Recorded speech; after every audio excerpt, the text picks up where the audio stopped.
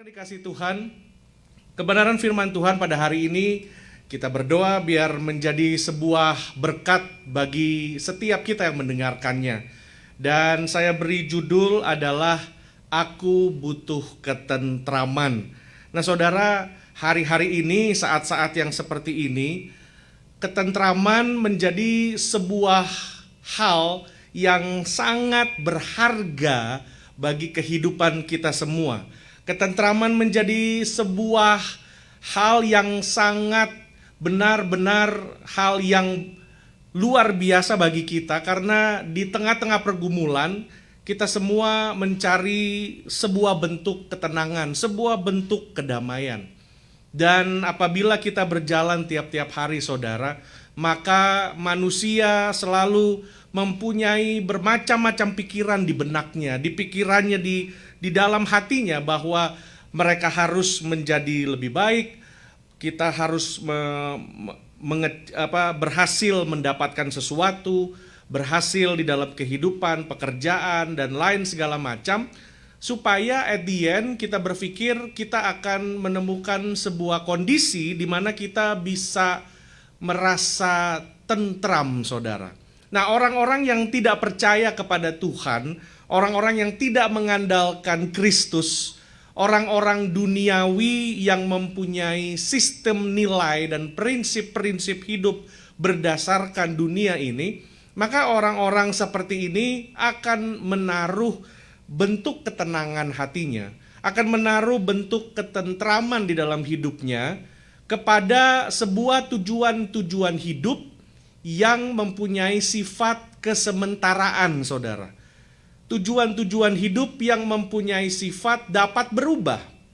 Orang-orang yang tidak mengandalkan Tuhan, orang-orang yang tidak percaya kepada Tuhan, orang-orang seperti ini akan membuat goal-goal dan tujuan hidupnya adalah mereka harus mempunyai kekayaan sekian, mempunyai simpanan uang sekian. Mereka harus ada di sebuah kondisi kehidupan di mana mereka sudah berhasil, mereka sudah sukses, mereka sudah mempunyai A atau mempunyai B, mempunyai ini dan mempunyai itu, baru mereka berharap mereka dapat menemukan sebuah ketenangan atau ketentraman hidup. Namun apa yang firman Tuhan jelaskan hari ini kepada kita adalah sebuah paradoks, bahwa di dalam dunia ini Tuhan mengizinkan kita menghadapi segala sesuatu, namun Tuhan memberikan janjinya, yaitu Dia akan memberikan kita damai sejahtera yang bukan berasal dari dunia ini, saudara. Nah, pada hari ini saya mau mengajak saudara untuk melihat bahwa sebuah kisah di Alkitab, Ayub pasal yang ke-22 ayat yang ke-21, di situ juga berkata, nanti istri saya akan membacakannya, Ayub 22 ayat 21 versi yang bahasa Indonesia sehari-hari.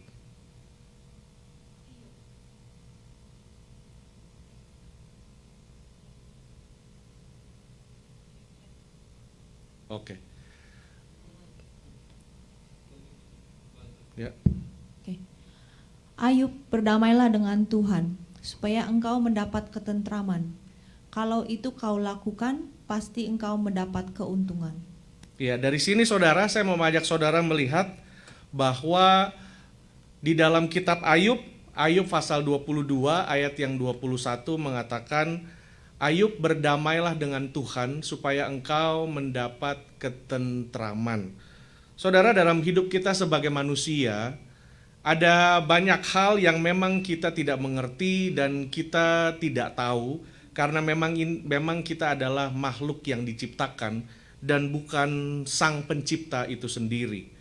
Karena itu di dalam setiap hidup kita, saudara, mungkin kita mempunyai banyak sekali pertanyaan, banyak sekali hal yang tidak masuk di dalam akal manusia kita. Tetapi ini yang saya mau katakan, saudara. Hari ini saya mau mengajak saudara melihat dan membicarakan sebuah topik, yaitu damai yang sejati. Kedamaian merupakan sebuah hasil, saudara, apabila kita dapat berdamai dengan Tuhan dan dengan diri kita sendiri. Jadi sekali lagi Bapak Ibu Saudara, kedamaian merupakan sebuah hasil yang kita dapatkan jika kita berdamai dengan Tuhan dan berdamai dengan diri kita sendiri. Dan yang pertama Saudara adalah kita harus mampu berdamai dengan Tuhan. Kalau Tuhan sudah memberikan anaknya Yesus Kristus sebagai juru selamat yang mendamaikan kita manusia dengan Allah Bapa, karena pada saat manusia jatuh di dalam dosa kita terpisah oleh jurang yang tak terbataskan, oleh sebuah jarak yang tidak dapat dijangkau oleh kekuatan manusia. Walaupun manusia melakukan apa saja di dalam segala kehebatannya, tidak akan mampu untuk menjangkau Tuhan. Karena itu Tuhan yang berinisiatif datang kepada manusia. Dan di dalam hal tersebut yang menjadi respon manusia adalah datang kepada Tuhan dan berdamai dengan Tuhan dengan menerima keselamatan yang sudah dianugerahkan kepada kita. Ada banyak orang hanya mengerti dan tahu Saudara, tapi pertanyaannya belum tentu setiap orang dapat mengalaminya. Di dalam Mazmur 119 ayat 165 berkata bahwa besarlah ketentraman pada orang-orang yang mencintai Taurat-Mu, tidak ada batu sandungan bagi mereka. Dan dalam Roma 14 ayat yang ke-19, sebab itu marilah kita mengejar apa yang mendatangkan damai sejahtera dan yang berguna untuk saling membangun. Saudara, dari sini kita melihat bahwa di dalam Alkitab kita melihat bahwa kedamaian itu adalah sesuatu juga bukan hanya yang kita dapat hasilkan, tetapi sesuatu yang harus kita usahakan supaya kita ada di dalamnya. Setelah dihasilkan, kita harus tinggal di dalamnya, Saudara. Karena yang dikatakan oleh Rasul Paulus kepada jemaat di Roma adalah marilah kita mengejar apa yang mendatangkan damai sejahtera. Ada banyak hal di dalam hidup ini, Saudara, yang perlu, yang penting, dan yang sangat berguna. Tetapi yang harus kita prioritaskan adalah apakah semuanya ini baik bagi kita atau tidak. Dan dari sini Tuhan menolong kita untuk selalu melihat di dalam setiap keputusan-keputusan hidup kita, kita harus selalu mengutamakan apa yang mendatangkan damai sejahtera untuk kita dengan sesama dan untuk kita dengan Tuhan, Saudara.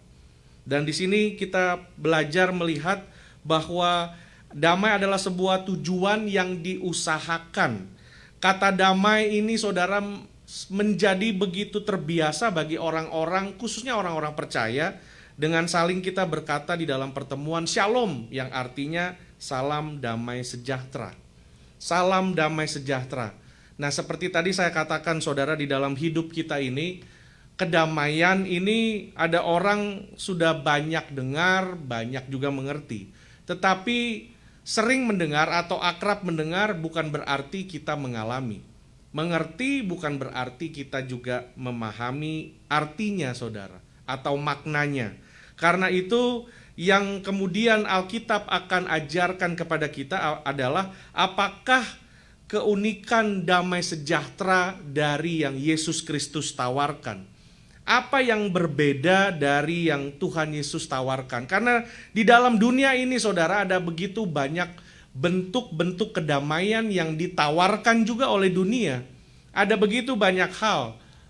Kita bisa pergi vakansi, kita bisa pergi kemana aja, kita bisa melakukan apa saja, kita bisa mendapat perlakuan atau treatment apa saja yang membuat kita bisa rileks, bisa santai, bisa apa saja, Saudara. Tetapi firman Tuhan katakan bahwa damai sejahtera yang kutinggalkan bukan damai sejahtera, tidak seperti damai sejahtera yang berasal dari dunia ini.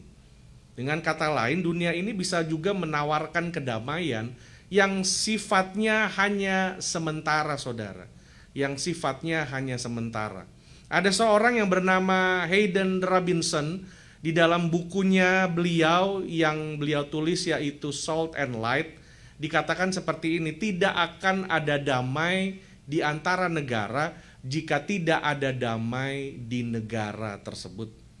Tidak ada damai dalam negara jika tidak ada damai di dalam orang-orangnya. Tidak ada damai di dalam orang-orang jika orang-orang tidak menyerahkan hidupnya ke tangan si Raja Damai.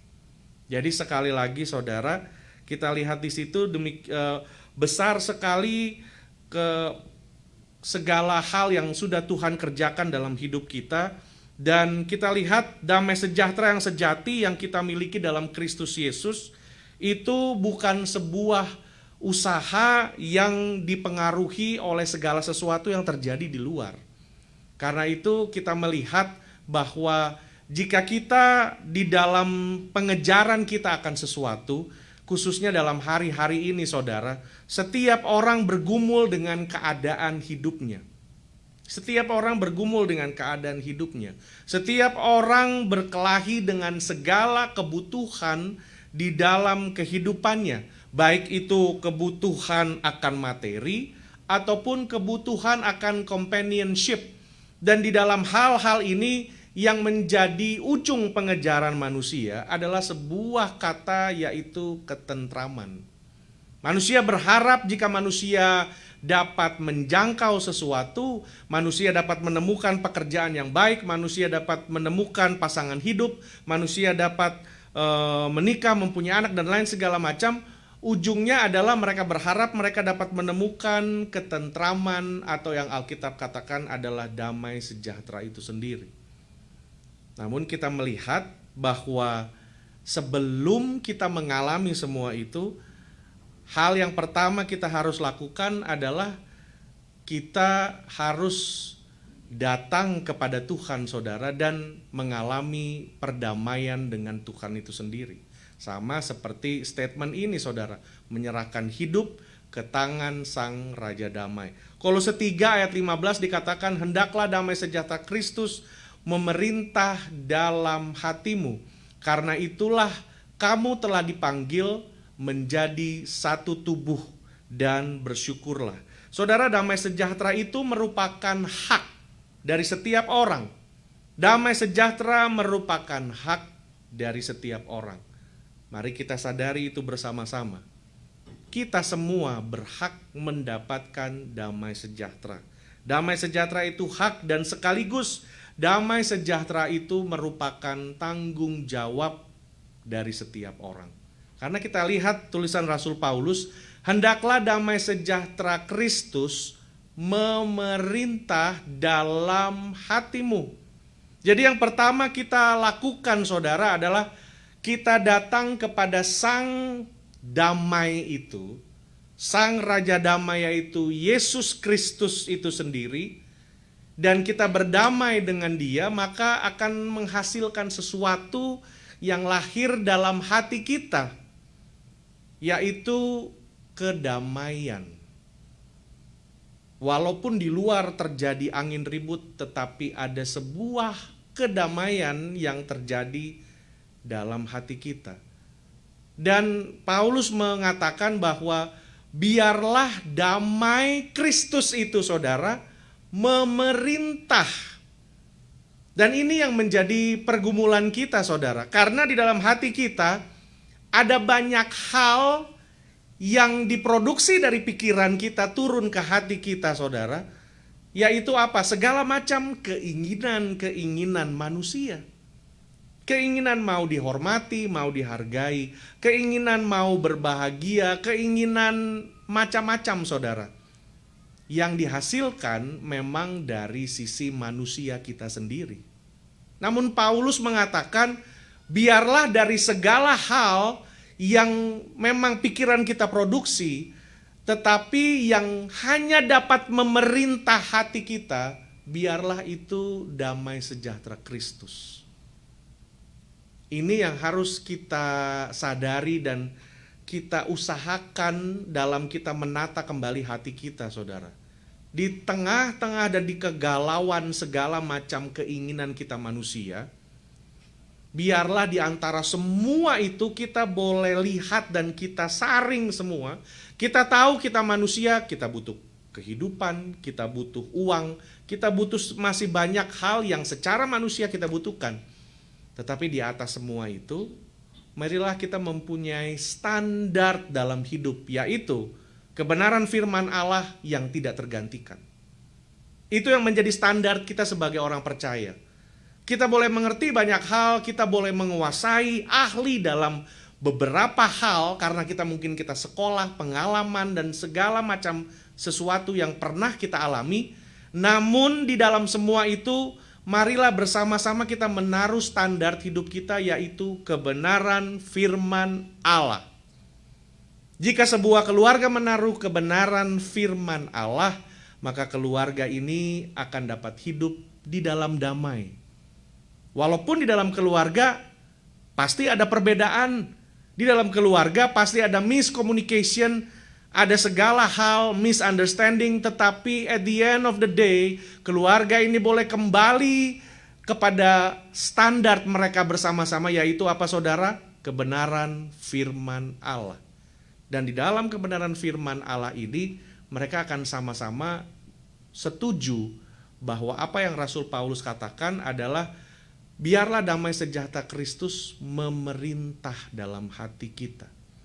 Nah, apabila damai sejahtera Kristus sudah memerintah saudara, dari situ Paulus melanjutkan, karena untuk itulah kamu telah dipanggil menjadi satu tubuh. Di dalam usaha kita untuk menaruh damai sejahtera Kristus memerintah, merupakan panggilan kita supaya kita bisa dipersatukan. Dikatakan menjadi satu tubuh. Karena itu saya katakan tadi saudara, damai sejahtera merupakan hak kita semua. Kita berhak mendapatkan damai sejahtera Kristus jika kita sudah diselamatkan. Dan kita semua bertanggung jawab untuk hidup di dalam damai sejahtera itu saudara. Bertanggung jawab kepada setiap orang, setiap orang bertanggung jawab kepada dirinya untuk membuat kasih Kristus memerintah. Nah, dengan demikian saudara, kita percaya bahwa kita tidak lagi hidup buat diri kita sendiri. Dan kedamaian yang dihasilkan karena kita menjalankan apa yang Tuhan perintahkan. Nah, dari sini saudara, saya mau mengajak saudara melihat di teks kita yang pokok. Teks kita yang utama adalah Yohanes 16 ayat 16 dan seterusnya. Nah, dalam contoh ini saudara, saya mau ambil sebuah contoh bagaimana Tuhan Yesus sebelum Tuhan Yesus meninggalkan murid-muridnya. Nah, di dalam Yohanes 16 ayat 16 dan seterusnya dikatakan, tinggal sesaat saja dan kamu tidak akan melihat aku lagi. Dan tinggal sesaat saja pula kamu tidak akan melihat aku. Mendengar itu, beberapa dari murid-muridnya berkata seorang kepada yang lain, apakah artinya ia berkata kepada kita, tinggal sesaat saja dan kamu tidak melihat aku, dan tinggal sesaat saja pula dan kamu tidak akan melihat aku pergi kepada... Murid-muridnya bingung saudara terhadap pernyataan Tuhan seperti itu. Lalu ayat 16 ayat yang ke-28 dikatakan, aku datang dari Bapa dan aku datang ke dalam dunia, aku meninggalkan dunia pula dan pergi kepada Bapa. Ayat 29, kata murid-muridnya, lihat sekarang engkau terus terang berkata-kata dan engkau tidak memakai kiasan. Sekarang kami tahu bahwa engkau mengetahui segala sesuatu dan tidak perlu orang bertanya kepadamu, karena itu kami percaya bahwa engkau datang dari Allah. Jawab Yesus kepada mereka, percayakah kamu sekarang? Lihat saatnya datang, bahkan sudah datang, bahwa kamu dicerai-beraikan masing-masing ke tempatnya sendiri dan kamu meninggalkan aku seorang diri. Namun aku tidak seorang diri sebab Bapa menyertai aku. Semua itu kukatakan kepadamu supaya kamu beroleh damai sejahtera dalam aku. Dalam dunia kamu menderita penganiayaan, tetapi kuatkanlah hatimu, aku telah mengalahkan dunia. Nah, saudara yang dikasihi Tuhan, dalam teks ini kita membaca bahwa murid-murid Kristus bergumul dengan iman mereka karena mereka juga kurang memahami apa yang Tuhan Yesus maksudkan dalam teks tersebut.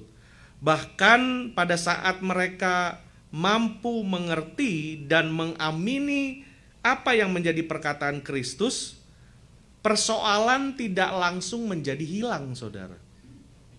Ini yang harus kita pahami bersama, bahwa setelah kita mengerti dan kita percaya sekalipun kepada Kristus, itu tidak akan membuat persoalan dan pergumulan dalam hidup kita menjadi hilang, saudara. Karena ayat yang ke-33 itu berkata, 33b, dalam dunia kamu menderita penganiayaan. Jadi Tuhan sudah bilang bahwa semua ini kukatakan kepadamu, ayat 33, supaya kamu beroleh damai sejahtera.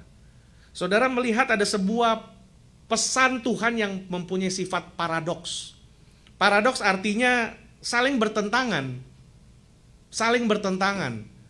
Yang pertama, Tuhan Yesus ayat 33, dia berkata bahwa semua ini kukatakan kepadamu. Jadi artinya semua ini adalah murid-murid saya ini akan pergi kembali ke surga. Aku nih akan meninggalkan kamu semua. Aku akan meninggalkan kamu semua. Lalu setelah dijelaskan begitu, Yohanes juga menulis sebuah catatan yang diambil dari Zakaria, saudara. Ayat 16, pasal 16 ayat 32, lihat saatnya akan datang, bahkan sudah datang bahwa kamu dicerai-beraikan. Bahkan Tuhan memberikan sebuah fakta, kenyataan. Nanti kamu nih akan dicerai-beraikan. Kamu nih akan mendapat kesulitan. Aku akan pergi ke surga, tapi nanti kamu akan dapat kesulitan. Kamu akan dapat penderitaan. Tapi saya akan cerita semua ini supaya kamu beroleh damai sejahtera. Sekarang bentuk damai di mana, saudara? Kalau sebelum sesuatu terjadi, tapi kita sudah dikasih tahu yang bad news-nya dulu. Ada mungkin kadang-kadang dalam hidup kita, saudara, ada mungkin orang yang datang dengan kita atau bilang, oke, Pak Sam nih ada kabar ya, mau denger yang bad news apa yang good news dulu gitu. Yang bad news dia cerita lebih lama, tapi ada good news. Nanti akan ada kekuatan, udah itu aja. Tapi akan melalui ini semuanya. Tapi Tuhan katakan, aku menjelaskan ini supaya kamu beroleh damai sejahtera. Lalu Tuhan lanjutkan, di dalam dunia ini kamu menderita penganiayaan, tetapi kuatkanlah hatimu, aku telah mengalahkan dunia. Dari sini saudara, saya ingin saudara melihat bahwa damai sejahtera yang Yohanes catat ini sudah dicatat terlebih dahulu di pasal yang ke-14, saudara. Pasal 14 ayat 27 berkata, damai sejahtera ku tinggalkan bagimu, damai sejahtera ku berikan bagimu, dan apa yang ku berikan tidak seperti yang diberikan dunia kepadamu. Berarti seperti tadi yang saya sudah katakan, dunia juga bisa memberikan damai yang sifatnya sementara. Sifatnya sementara. Makanya orang bisa lari ke berbagai macam bentuk hal jika mereka berhadapan dengan masalah. Mereka bisa lari ke alkohol, ke drugs, kemanapun, hanya menemukan damai yang sesaat. Dan habis itu mereka sadar bahwa mereka tidak lari kemana-mana dan mereka masih harus berhadapan dengan pergumulan tersebut. Tapi Tuhan mengatakan, damai sejahtera ku tinggalkan bagimu, damai sejahtera ku berikan. Diulang sampai 2 kali, saudara. Berarti ini sesuatu yang sangat penting. Jika ada sebuah pengulangan, apalagi 2 kali, kata damai sejahtera dikatakan ku tinggalkan, ku berikan. Bukan hanya dia tinggalkan, tapi dia berikan. berarti ada progression, ada peningkatan. Maksudnya dia sudah meninggalkan, sudah meninggalkan kepada kita, dan juga dia sudah memberikan. Ada orang bisa bilang, tadi saya ada taruh amplop di meja depan ya. Dia nggak kasih handit, dia tinggalkan. Tapi yang kedua Tuhan katakan, ku berikan. Berarti saudara, bukan hanya dia sudah sediakan, yang kedua, dia juga secara personal bisa memberikannya kepada saudara. Dan apa yang kuberikan tidak seperti yang diberikan oleh dunia. Karena itu saudara, damai bukan berarti tidak ada masalah.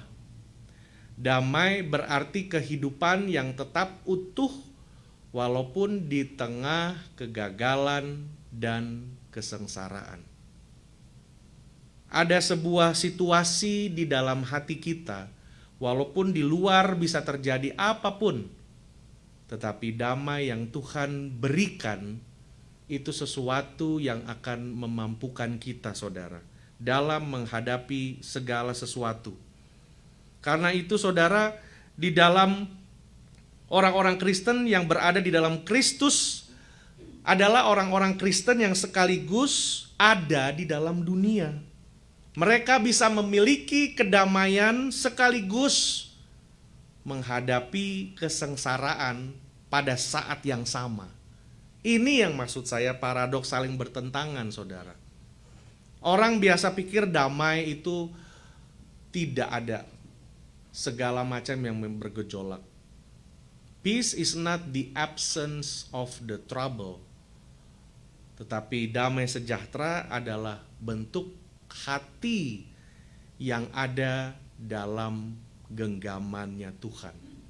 Nah, dari sini juga kita melihat untuk sementara waktu pun kita tidak diambil dari dunia. Kita tetap ada di dunia. Yang penting adalah apakah seseorang ada di dalam Kristus. Karena apabila dia ada di dalam Kristus, dia tinggal di dalam damainya Tuhan. Kita ada di dalam dunia, tapi kita perlu ada di dalam Kristus dalam saat yang bersamaan. Karena supaya saudara, apabila segala sesuatu terjadi, kita masih memiliki rasa aman tersebut. Dan di sini kita melihat selama kita masih hidup di dunia penuh dengan dosa dan penderitaan, kita akan selalu bergumul dengan kesulitan dan kesengsaraan. Dan berita baiknya, saudara, penderitaan tidak akan mengalahkan kita. Dia akan ada terus, tapi tidak akan mengalahkan kita jika kita tinggal di dalam Kristus, saudara. Bukan karena kita, siapa kita, atau apa yang kita lakukan, melainkan karena siapa Kristus dan apa yang Ia sudah janjikan. Ini dia, saudara. Bukan karena siapa kita, tetapi karena siapa Kristus dan apa yang sudah Dia janjikan. Nah, hari ini saya mau ajak saudara melihat ada 3 janji Tuhan, saudara, di dalam hal kita tinggal dalam hadiratnya Tuhan. Yang pertama, kenapa kita jangan khawatir, kita tidak perlu merasa takut, karena yang pertama, saudara, bukan kekuatan dan kehebatan kita, tetapi karena siapa Tuhan dan kita ada di dalam kebesaran Tuhan. Yang pertama adalah Tuhan mengetahui hari esok. Ayat yang ke-32 dari Yohanes yang kita baca, Tuhan Yesus sudah katakan, lihat saatnya datang dan sudah datang. Dia mengetahui hari esok, saudara. Dia mengetahui hari esok. Sebagian orang mudah mengucapkan janji, tetapi sulit untuk menepatinya. Sebagian yang lain membuat janji dan berusaha sungguh-sungguh untuk menepatinya. Namun mereka tidak memiliki kemampuan yang cukup untuk mewujudkannya. Ada banyak hal, saudara. Saya komit juga untuk bikin renungan tiap-tiap hari dengan T180, dengan segala kondisi kehidupan dan lain-lain. Saya komit saya mau bikin 1 minggu 4 kali aja. Jadi hari Senin, Selasa, Rabu, dan Kamis.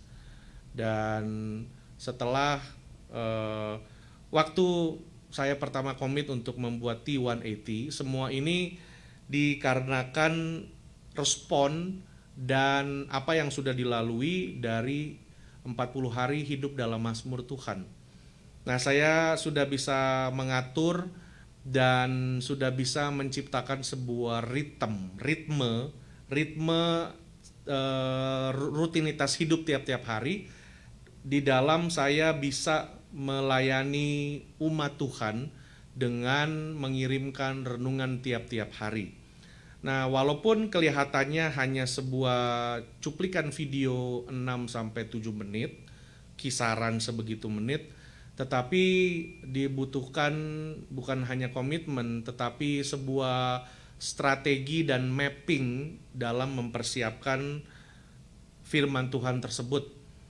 Dan bukan hanya itu, pada saat pengambilan video pun bukan hal yang gampang, karena kadang-kadang juga ada faktor dari luar, misalnya ada ambulans atau ada apa, ada suara telepon atau ada anak saya dan lain segala macam. Tapi singkat cerita, semua itu saya sudah bisa melihat ritmenya, saya sudah tahu selahnya dan segala macam.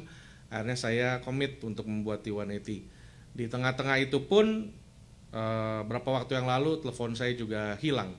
Jadi dari situ pun saudara, sebagai manusia kita bisa memberikan janji, tetapi kita harus sadar bahwa manusia punya keterbatasan.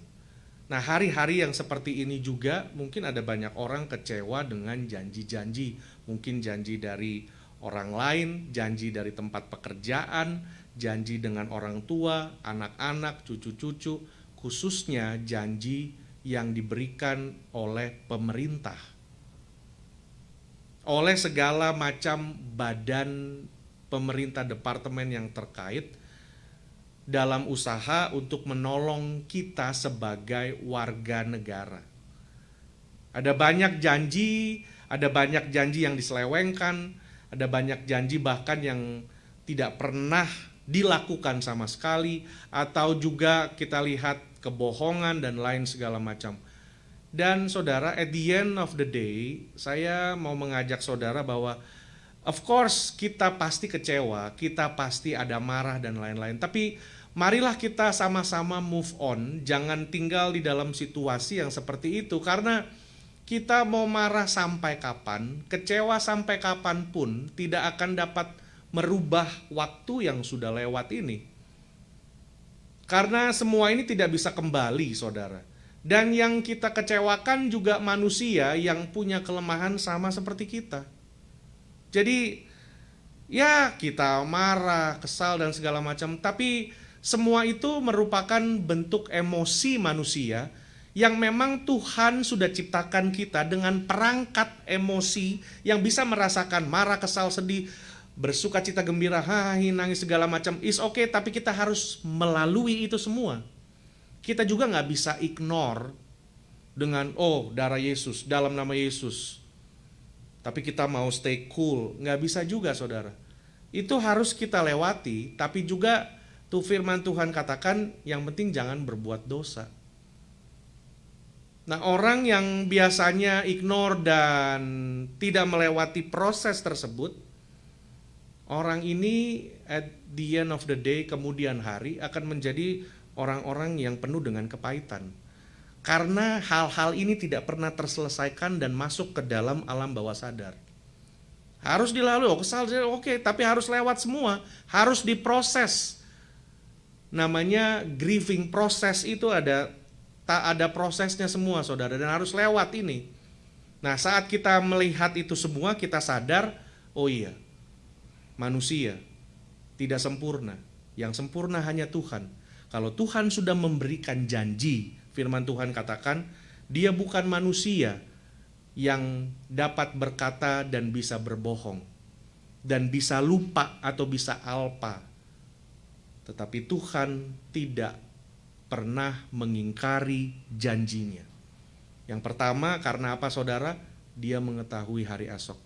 Kita tidak bisa mengetahui apa yang akan terjadi bahkan 5 menit ke depan ini. Dan dari situ kita belajar, saudara, untuk segala sesuatu kita akan mengusahakan apa yang menjadi damai sejahtera. Kita pernah merasa dirugikan orang lain, merasa kehilangan, merasa tidak adil, dan segala macam. Tetapi marilah kita sama-sama mengerti bahwa di dalam hidup ini hanya Tuhan yang sempurna, saudara. Dan dengan ini, saudara, saya mau mengajak saudara, mari kita belajar membaca kebenaran firman Tuhan dengan adil. Dengan adil, maksudnya seperti ini, saudara. Kalau kita baca di Alkitab, kita lihat Ayub, hidupnya menderita. Apakah semua yang dia alami, saudara? Dia punya kekayaan habis, dia punya rumahnya roboh, anaknya mati semua. Apakah itu rencana Tuhan? Sampai dia sakit, penyakitnya katanya sampai digaruk pakai beling pun tidak akan menghilangkan rasa gatalnya itu. Apakah itu kehendak Tuhan? Itu kehendak Tuhan. Ayub bilang pasal ke-42, sekarang aku sadar bahwa Tuhan, Engkaulah yang berkuasa dan bagimu tidak ada yang tidak berhasil. Kita lihat Yusuf yang kedua. Yusuf sudah jadi anak manis, anak baik, tapi dikhianati oleh koko-kokonya, oleh abang-abangnya, oleh kakaknya. Bukan hanya itu, dia kerja baik, tapi difitnah oleh istri Potifar. Dia kerja baik, semua di penjara, tapi juru minum dan juru roti lupa sama dia tuh. Dia melalui proses panjang itu. Apakah itu kehendak Tuhan, saudara, rencana Tuhan? Itu rencana Tuhan. Buktinya Yusuf berkata, engkau mereka-rekakan yang jahat, tetapi Tuhan mereka-rekakan yang baik. Maksud saya kita belajar untuk adil dalam baca firman seperti ini, saudara. Kalau kita baca di firman Tuhan, kita melihat orang lain, mudah bagi kita untuk berkata, itu rencana Tuhan. Benar nggak, saudara? Itu rencana Tuhan. Kalau orang lain yang gagal, orang lain yang susah, orang lain yang menderita, mudah bagi kita untuk berkata, itu rencana Tuhan. Tapi waktu kita ngalamin, apakah kita dapat dan mampu berkata, ini rencana Tuhan? Apakah saudara mampu berkata seperti itu? Cenderungnya kita semua punya kecenderungan apabila kita yang susah, kita yang menderita, kita yang sengsara, kita yang dirugikan, kita semua cenderung untuk berkata, ini tidak adil. Benar nggak, saudara? Dari situ kita harus belajar membaca firman Tuhan dan menjadi orang Kristen yang dewasa dan yang adil. Kalau semua yang kita baca di Alkitab, kita bisa bilang rencana Tuhan. Ayub, Yusuf, Daniel, semua rencana Tuhan. Orang lain yang terjadi dengan orang lain kita bisa berkata rencana Tuhan. Tapi kalau dengan kita, mampukah kita berkata ini rencana Tuhan? Dari situ akan menolong kita, saudara, untuk menjaga kita di dalam kedamaiannya Tuhan. Apabila kita mampu untuk bersikap dan mempunyai hati yang fair dan adil dengan Tuhan. Dengan semua yang terjadi, mampukah kita bisa bicara seperti itu? Dan rela untuk mengeluarkan, ya Tuhan, kalau Tuhan ini izinkan, berarti Tuhan juga sediakan kekuatan bagi saya untuk melalui ini semua. Saya pernah berada di situasi seperti itu, saudara. kita semua ini kan masih dalam proses, saudara. Ada yang udah jalannya di depan, ada yang masih di sini, ada yang masih beginning. Nah, waktu saya masih baru semua, gampang untuk kita bisa melihat ini nggak adil. Setelah saya sekolah Alkitab melayani hampir 5-6 tahun, sampai kembali ke Jakarta semua, dan melihat orang tua semua usahanya sudah habis, sampai jual semua, tinggal di ujungnya Jakarta. Ujungnya lagi ada nama daerah Ujung Aspal, itu udah ujung. Orang Jakarta ngomongnya tempat jin buang anak. Ini jin juga udah gak mau buang anak, udah jauh. Udah jauh begitu, ngontrak lagi. Udah gak punya apa-apa. Melayani semua, dari punya mobil sampai naik angkot. Sampai tiap hari makan. Kalau udah makan enak, itu saya kategorikan makan nasi dengan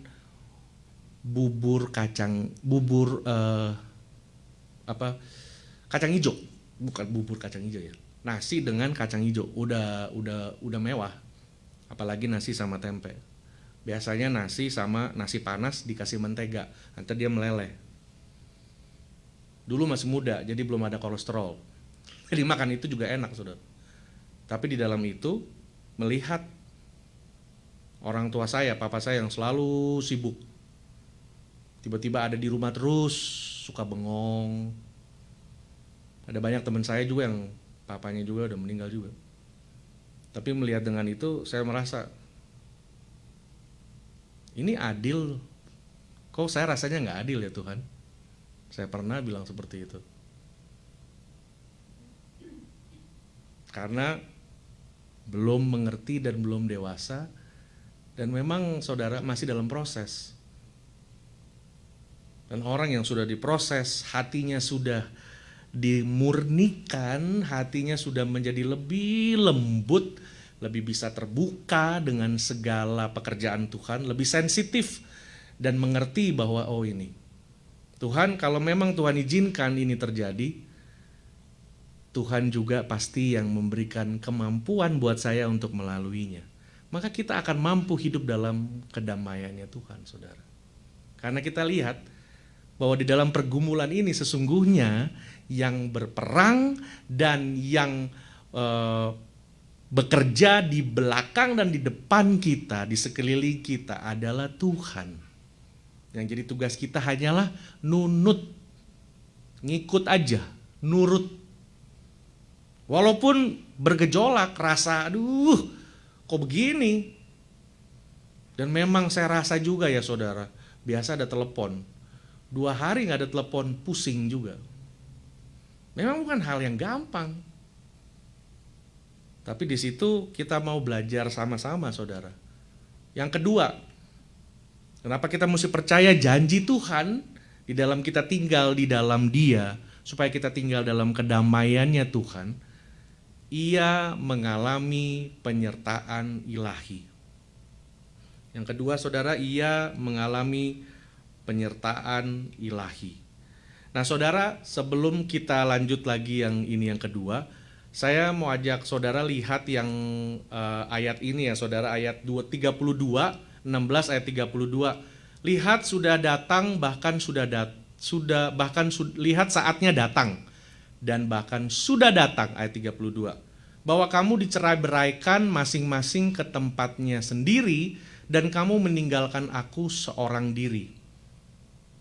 Nah, zaman kuno, kesendirian itu merupakan salah satu bentuk penghukuman yang paling terberat. Bentuk penghukuman. Kalau saudara juga lihat di penjara, itu bentuk penghukuman yang paling berat, dia akan disendirikan saudara, sendiri selama ya mungkin dalam waktu yang panjang sekali, dan kebanyakan cenderung akan mengalami sedikit gangguan. Bentuk kesendirian itu saudara. Nah di sini pada saat Tuhan Yesus bilang, dia sedang mengutip kitab Zakaria 13 ayat 7. Kitab Zakaria 13 ayat 7 dikatakan seperti ini, hai pedang, bangkitlah terhadap gembalaku, terhadap orang yang paling karib kepadaku. Demikian firman Tuhan semesta alam. Bunuhlah gembala, sehingga domba-domba tercerai-berai. Aku akan mengenakan tanganku terhadap yang lemah. Ini yang ditulis di Zakaria 13 ayat 7. Jadi Tuhan Yesus sedang menggenapi apa yang sudah dinubuatkan di dalam kitab Zakaria 13 ayat 7. Nah, situ dikatakan juga kan, bunuhlah gembalaku. Yesus adalah gembala yang dibunuh itu. Sedangkan murid-muridnya adalah yang lemah. Jadi bukan hanya kematian Yesus yang dinubuatkan, tetapi juga kelemahan murid-murid pada waktu peristiwa itu, saudara. Jadi kita lihat bahwa yang pertama, Tuhan Yesus mengetahui hari esok. Kedua, saudara, ia mengalami penyertaan yang ajaib. Apa yang harus dijalani Yesus di kayu salib adalah hal yang sama sekali tidak mudah. Kelelahan, ketersiksaan, kesakitan, penghinaan, dan olokan yang ia tanggung. Tidak ada murid yang menyertai dia dan menyemangati dia, saudara. Ini yang saya katakan tadi. Sendiri. Nah, kesatuan yang intim antara Bapa dan Anak memang sangat ditekan di kitab Yohanes. Nah, Yohanes ini melihat sudut kematian Kristus di kayu salib. Dia melihat dari segi keintiman, karena memang, saudara, yang jadi menarik adalah Yohanes ini murid yang paling dikasihinya. Salah satu murid yang paling dekat dengan Kristus. Jadi dia nulis dengan gaya bahasa dan dengan situasi kondisi hatinya dengan Tuhan. Jadi kita lihat di situ bahwa beberapa kali Yesus mengatakan bahwa Bapa menyertai dia. Dalam kitab Yohanes ini, ia bahkan mengutarakan secara eksplisit bahwa ia dan Bapa adalah satu. Nah, saudara, penyertaan yang sama juga dijanjikan dengan kita. Di dalam doanya sebelum dia ditangkap, Tuhan Yesus memohon agar di mana dia berada, Bapa berada. Dan agar di mana dia berada, murid-muridnya juga berada, saudara. Janji ini telah dia penuhi pada saat murid-murid sedang mengalami ketakutan sesudah peristiwa penyaliban Yesus. Ia mendatangi mereka dan memberikan damai sejahtera. Sampai sekarang pun ia terus-menerus menyertai kita melalui rohnya, saudara. Yang paling penting adalah penyertaan Tuhan. Yang paling penting adalah penyertaan Tuhan. Saudara, tidak ada lagi hal yang lain kalau kita melakukan apa saja, yang paling penting adalah penyertaan Tuhan. Dalam segala situasi. Dalam beberapa bulan ini ya saudara, keadaan lagi COVID, saya kadang kalau jalan di freeway, baik itu siang, tengah malam, sudah ada 3 kali di sekeliling saya, ada pernah di depan, pernah di belakang, pernah pas di samping, kecelakaan. Jadi saya sudah dibebaskan Tuhan tuh, saya lihat sendiri 3 kali. Ada orang mungkin dia mabok atau tidur. Jadi saya lihat dari spion, mobilnya jalan kenceng sekali. Saya lihat kok ini kencengnya, kok udah mau nabrak belakang mobil. Tapi tiba-tiba dia belok kanan, dia hantam tembok freeway, dia hantam, dia mental, kayak main apa ya? Kayak main bom kar apa Tetris gitu. Jadi dia hindar, dia tabrak pagar, dia mentalnya ke depan mobil saya, ke depan jauh, baru dia terputar di situ tuh. Setelah terputar dia terbalik 2 kali, terretak, baru berhenti di tengah. Saya masih bisa rem pelan dan di kiri saya belakang ada mobil cuma 2. Dan di belakang saya lampu itu masih agak jauh. Tapi saya lihat, waduh, itu kalau tadi saya mau ngerem, mau ke kiri, ke kanan, kan kita nggak tahu. Dia yang kita ke kanan ya, dia juga mau ke kanan ya kena. Tapi saya lihat, wah itu penyertaan Tuhan. Yang kedua, yang ketiga sama juga saudara, ada di depan dan saya udah lihat ini mobil, tiba-tiba saya dibawa Tuhan perhatian ke kanan gitu, saya lihat mesti konsentrasi ke depan, saya lihat iya benar, dia terputar ke depan mobil juga begini, zoom, tapi terus jadi merambat, ada 5 atau 6 yang ikut, tapi di sebelah kiri saya, langsung mobil pung banyak sekali gitu, jadi saya udah lihat tuh. Dan saya udah rem, saya ganti jalur ke kanan, dan benar yang jalur saya tadi itu di situ juga ada mobil 1 juga. Nah ini secara apa ya saudara? Mungkin secara sederhana lah. Oh ya hal itu biasa. Mungkin saudara bisa bilang, ya kebetulan kali ya Pak, saya banyak juga saudara. Banyak kali gitu. Saya pernah juga ditodong dan lain-lain. Tapi banyak kali keselamatan itu Tuhan pelihara. Banyak kali Tuhan pelihara. Hal-hal yang sederhana, yang simple tiap-tiap hari. Itu penyertaan Tuhan. Kalaupun Tuhan izinkan sesuatu terjadi saudara, biasanya ada hal yang Tuhan mau kerjakan dalam hidup kita. Dan bukan berarti sesuatu terjadi karena memang kalau saudara yakin kita melakukan firman Tuhan, kita hidup benar di hadapan Tuhan, dan kita menghadapi kesulitan hidup, itu memang hal yang natural karena kita masih ada di dunia. Kita berhadapan dengan ketidaksempurnaan. Dan dari sini kita melihat saudara mengalami penyertaan ilahi. Ini yang membuat kita mampu hidup, membantu kita sadar kita hidup di dalam damainya Tuhan. Orang kadang lihat siapa yang jalan bersama dengan kita. Ada sebuah cerita, ada orang bisa tiba-tiba orangnya sangat kecil gitu saudara, udah kurus kecil gitu ya, tiba-tiba dari sekolahnya ini dia biasanya dibully, tapi hari itu dia pulang sekolah, dia keluar dari kelas, orang-orang yang biasa bully dia, mereka lihat dia dan mereka seperti ketakutan dan menghindar. Dia bingung ada apa dengan dia lihat dirinya nggak ada apa-apa semua. Sampai dia jalan, begitu dia mau naik angkutan untuk pulang ke rumah, dia lihat pun angkutan yang biasanya tidak mau berhenti, tahu-tahu berhenti. Waktu dia naik, dia duduk, dia melihat bahwa selama beberapa waktu itu dia jalan dari sekolah sampai ke tempat angkutan, ternyata ayahnya yang ada di militeri itu memberikan surprise dan pergi ke sekolahnya, tapi nggak mau kasih tahu dia. Dia hanya mau ngikutin dari belakang, dari from a distance. Nah rupanya dia sadar bahwa orang-orang yang biasa bully dia, kenapa mereka takut dan lain-lain, mereka lihat ada papanya di belakang. Dan anak ini yang biasa angkutan nggak berhenti, tiba-tiba berhenti, waktu dia masuk, dia duduk, dia putar badan, dia lihat ada papanya. Dan semua jadi berbeda karena ada yang menyertai dia, saudara.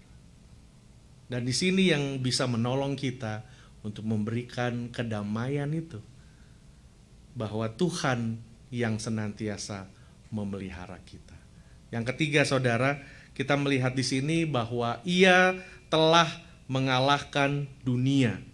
Ia telah mengalahkan dunia. Saudara, kita tadi melihat bahwa penyertaan Tuhan itu menjadi sebuah perbedaan besar. Namun saudara, penyertaan disertai seseorang bukanlah juga jaminan untuk mendapatkan kemenangan. Kalau kita tidak hidup seturut dengan apa yang Tuhan mau, dia juga tidak bisa kita tidak bisa jalan menuju satu tujuan, saudara, kalau tidak ada persetujuan. Kalau saya dengan satu orang, satu mau ke kiri, satu mau ke kanan, ya nggak bisa. Kita nggak bisa mencapai satu tujuan. Karena itu penyertaan seseorang harus juga dengan respon kita, supaya kita bisa ada di dalam penyertaannya Tuhan, saudara. Nah dari situ kita melihat bahwa semua tergantung seberapa sungguh-sungguhnya kita dengan Tuhan. Seberapa sungguh-sungguhnya kita dengan Tuhan. Kita perlu menggarisbawahi bahwa Tuhan Yesus sudah mengalahkan dunia. Bukan hanya Dia tidak terkalahkan oleh dunia, jika Ia hanya tidak terkalahkan, maka poin teologis yang disampaikan hanya mirip dengan filsafat yang dikatakan oleh Stoa. Dalam filsafat ini diajarkan bahwa perlunya bertahan melawan semua godaan di dalam dunia ini. Nah, saudara, saya katakan tadi perlunya bertahan. Saudara, di dalam masa pandemik seperti ini, sebenarnya setiap gereja yang masih mengusung live streaming, kita bukan ada di dalam sebuah surviving mode. Kita bukan hanya sekedar bertahan, saudara. Karena bertahan sikap hati yang hanya hidup di dalam, kita yang penting bertahan hidup. Dengan orang yang memang mengalami kemenangan, itu beda, saudara. Kalau orang yang bertahan hidup, dia hanya bertahan aja dengan pekerjaannya saat ini dan segala macam. Tapi Tuhan Yesus katakan, aku telah mengalahkan dunia. Itu berarti kita sudah menang, saudara. Kita ada di pihak Tuhan, ada di pihak yang menang. Makanya saya katakan bahwa di dalam pandemik yang seperti ini, banyak gereja-gereja juga mengalami pergumulan. Pergumulan di dalam banyak hal, di dalam new normal, di dalam segala bentuk penyesuaian, tata cara ibadah, bagaimana mengusung sebuah ibadah, pertemuan ibadah, khususnya saudara, di Amerika ini yang kita punya the first amendment, yaitu the separation between church and the nation. Jadi kita melihat saudara bahwa between church and the government. Jadi ada separation dan kita punya juga bahwa the freedom of religion. Kita diberikan kebebasan untuk memeluk agama apa saja dan kebebasan beragama dan kebebasan dalam menjalankan agama tersebut. Nah, dalam hal ini saudara, bukan saya mau memberikan kita semangat bagi gereja-gereja Tuhan, bagi para hamba-hamba Tuhan yang juga sama-sama ada di dalam masa-masa struggling seperti ini. Mari kita jangan hanya menganggap ini sebuah surviving mode, bahwa ini kita hanya sedang bertahan. Tetapi biarlah kita masuk di sebuah era yang baru, saudara. Era yang baru di mana Tuhan membukakan sebuah paradigma yang baru, sebuah hal yang baru bagi gereja untuk menjangkau lebih efektif banyak jiwa bagi Tuhan. Karena pada saat ini saudara, ada banyak gereja masuk ke dalam platform-platform sosial media. Dan saya pernah dengar ada beberapa survei, ini khusus di Indonesia, bahwa ada beberapa survei dari badan-badan sosial yang diselenggarakan di Indonesia, bahwa sekitar 60% hasil daripada survei ini yang disebar kepada banyak gereja, bahwa daripada hasil itu 60%, kalau nggak salah 60 apa 63 gitu ya saudara, dikatakan bahwa setelah pandemik ini mereka tidak akan melanjutkan live streaming, atau dengan kata lain mereka hanya bertahan melalui live streaming ini saja. Nah, ini yang harus kita sama-sama mempunyai sikap yang bisa membaca pergerakannya Tuhan, saudara. Karena ke depan ini memang semua sudah masuk ke era digital yang memang sudah semua area, platform sosial media dan lain-lain. Dan kita lihat bahwa justru di masa-masa yang seperti ini, khotbah-khotbah yang ditayangkan di live group banyak menjangkau unchurched people, orang yang tidak bergereja. Yang tidak bergereja ini banyak grupnya ya saudara. Tidak bergereja, ada yang kecewa, ada yang tidak percaya, ada yang saya nggak mau gereja-gerejaan lah. Ada macam-macam. Tapi dengan saat yang seperti ini, justru kita banyak menjangkau seperti itu. Jadi saya ingin sama-sama memberikan semangat dan dorongan bagi kita semua Mari sama-sama jangan kita mempunyai mental yang mudah dikuasai oleh keadaan yang seperti ini, tapi kita melihat sesuatu yang menembus 3 dimensi manusia yang secara fisik. Memang kita terbatas secara ragawi, tetapi secara spirit Tuhan sedang mengangkat kita di sebuah hal yang baru, yang akan lebih memproyeksikan, lebih efektif lagi Injil disebarluaskan. Dengan kata lain, akan adanya percepatan sehingga semua telinga mendengar, dan pada akhirnya Tuhan Yesus datang untuk kedua kali. Supaya waktunya jadi lebih cepat, saudara. Dan untuk itulah kita bersama-sama mengerjakan hal ini. Saya tahu sulit memang untuk mengadakan banyak sekali adaptasi perubahan dengan segala macam PSBB atau segala macam physical distancing dan lain-lain. Kita pun di sini, kalau saudara lihat tadi, ada kita pakai masker, ada jarak dengan satu dengan yang lain.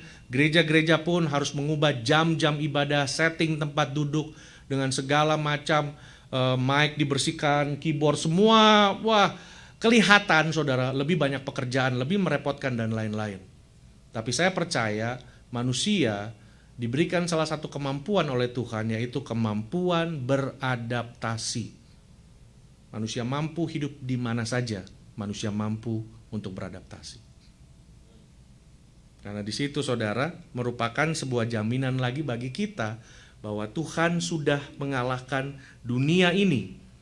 Dan kemenangan Kristus atas dunia dipahami dalam konteks peperangan melawan penguasa di dunia ini. Melalui kematiannya di atas kayu salib, Kristus akan menghakimi dan melemparkan penguasa dunia, yaitu iblis. Yohanes 12 ayat 31 sampai 32. Walaupun para pemimpin Yahudi dan tentara Romawi pada saat itu sebagai perwakilan dari penguasa dunia akan datang untuk menangkap Tuhan Yesus. Dan mereka tidak berkuasa sedikit pun atas diri Tuhan Yesus. Yohanes 14 ayat 30. Nah saudara, kita melihat yang menarik adalah penggunaan bentuk kata past tense di sini saudara. Yohanes 16 ayat 33. Pada saat Yesus Kristus mengucapkan kalimat, dia belum ditangkap apalagi disalibkan, namun dengan keyakinan penuh dia berkata, aku telah mengalahkan dunia. Pada saat dia belum ditangkap, belum disalibkan, tapi Tuhan Yesus sudah berkata, aku telah mengalahkan dunia. Sekali lagi, ini berfungsi sebagai penekanan di mata Allah akan datang dan sudah tiba, itu satu bentuk waktu yang sama. Tadi dikatakan ya saudara, akan datang dan sudah tiba, itu waktunya sudah sama. Ia menguasai masa lalu, masa kini, dan masa yang akan datang. Makanya dia katakan, aku telah mengalahkan dunia. Kemenangan yang sama diberikan kepada kita. Dalam tulisan Yohanes yang lain disinggung juga mengenai kekalahan dunia. Bukan hanya Yesus Kristus, melainkan juga para pengikutnya. Kita mengalahkan dunia. Nah, kita melihat saudara bahwa di dalam 1 Yohanes 5 ayat 4 dikatakan, sebab semua yang lahir dari Allah mengalahkan dunia. 1 Yohanes 5 ayat 4. Sebab semua yang lahir dari Allah mengalahkan dunia. Dan inilah kemenangan yang mengalahkan dunia. Iman kita. Our faith. Inilah yang mengalahkan dunia. Siapakah yang mengalahkan dunia selain daripada dia yang percaya bahwa Yesus adalah anak Allah. Jadi saudara, kalau kita kadang-kadang bilang, aduh kayaknya gak bisa nih, aku bakal gagal, udah langsung kita kalah sebelum berperang. Tuhan Yesus ingatkan kita pada saat ini, siapa yang lahir dari Allah, yang lahir di dalam roh, yang sudah sungguh-sungguh, yang mengalami perjumpaan dengan Tuhan, yang mengalami keseharian dengan Tuhan, yang tinggal di dalam Tuhan, ia sudah mengalahkan dunia di dalam nama Yesus. Amin saudara. Kita sudah mengalahkan dunia karena kita sudah ditebus oleh darah Kristus. Dan kita percaya saudara, walaupun kita tahu ada COVID-19 dan segala macam yang bergejolak yang kita nggak tahu, kita masih hoping dalam waktu dekat vaksin akan ditemukan dan lain segala macam. Tapi kita percaya saudara, selama kita setia dan sungguh-sungguh dengan Tuhan, kita sudah mengalahkan dunia. Dan kita melihat 1 Yohanes 2 ayat 14. Aku menulis kepada kamu hai orang-orang muda, karena kamu kuat dan firman Allah diam di dalam kamu, dan kamu telah mengalahkan yang jahat.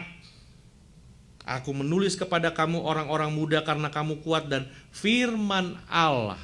Sekali lagi saudara, firman Allah diam di dalam kamu. Dan kamu mengalahkan dunia. Kalau firman Allah tinggal dalam kita saudara, kita mengalahkan dunia. 1 Yohanes 4 ayat 4, kamu berasal dari Allah anak-anakku. Kamu telah mengalahkan nabi-nabi palsu, sebab roh yang ada di dalam kamu lebih besar dari roh yang ada dalam dunia ini. Dan inilah saudara, jaminan kenapa kita percaya janji Tuhan. Karena yang ketiga, ia sudah mengalahkan dunia. Dan bukan hanya Kristus saja yang mengalahkan dunia, kita yang lahir di dalam Tuhan, kita yang tinggal di dalam firman-Nya. Bahkan Tuhan katakan bahwa roh yang ada di dalam kita jauh lebih besar dari roh yang ada dalam dunia ini. Di dalam segala hidup kita, tindakan hidup kita, sehari-hari dalam masalah persoalan hidup kita saudara. Apabila kita katakan kepada dunia ini, hai dunia ini, dengan segala macam penyakit yang ada di dalamnya, bahwa roh yang ada di dalamku lebih besar daripada roh yang ada dalam dunia ini. Dengan kata lain, kita sudah berjalan menginjak-injak kalajengking dan ular di dalam nama Yesus saudara. Dan di situ kita sudah meraih kemenangan. Walaupun kita masih harus bergumul, tapi kita tahu kita adalah umat yang lebih daripada pemenang. Nah, sore hari ini saudara, biarlah kita bersama-sama, peperangan sudah dimenangkan mutlak oleh Yesus di atas kayu salib.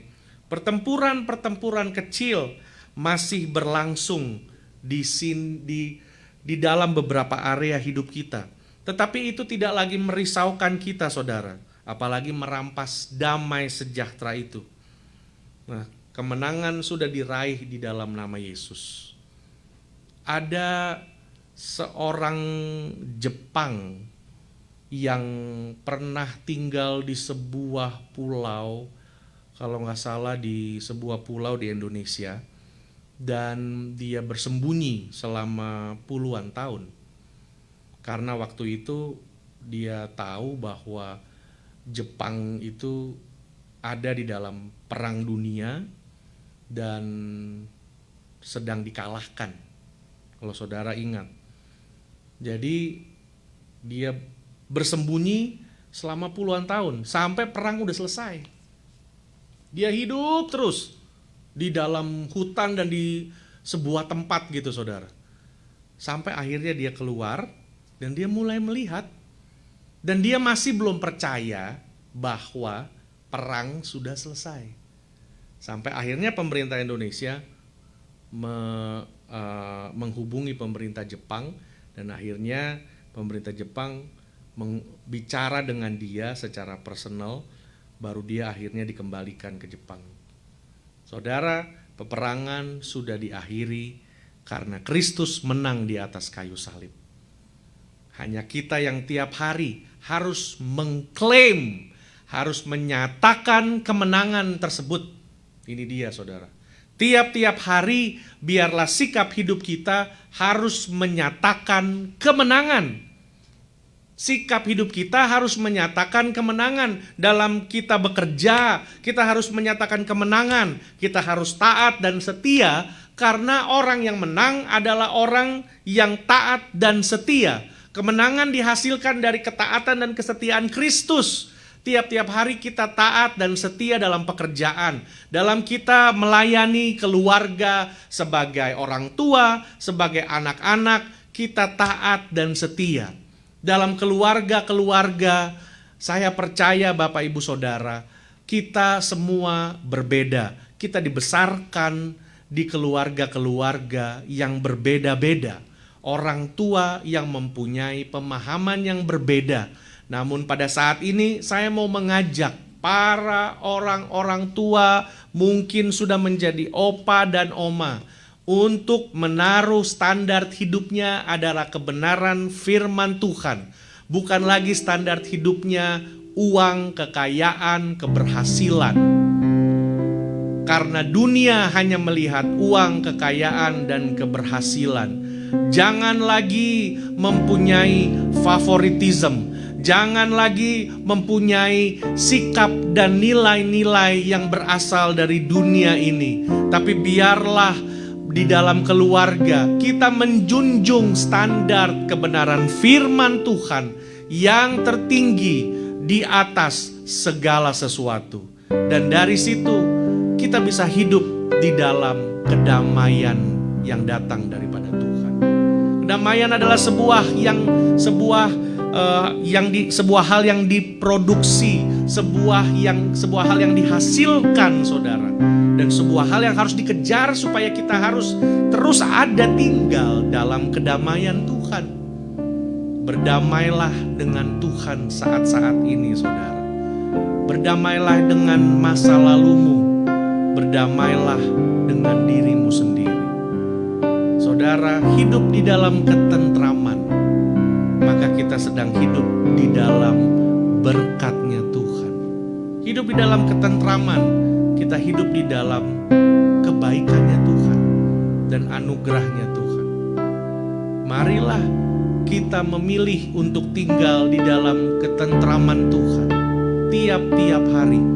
Walaupun saat ini saudara sedang ada di dalam pergumulan, saudara sedang berdoa mungkin untuk mencari pekerjaan yang baru, saudara sedang berdoa untuk mencari jodoh, mencari pasangan hidup, saudara sedang berdoa untuk mencari tempat tinggal, saudara sedang berdoa untuk anak-anak saudara, atau saudara sedang berdoa untuk orang tua saudara, atau saudara sedang berdoa untuk masalah-masalah yang sedang terjadi mungkin di dalam keluarga saudara.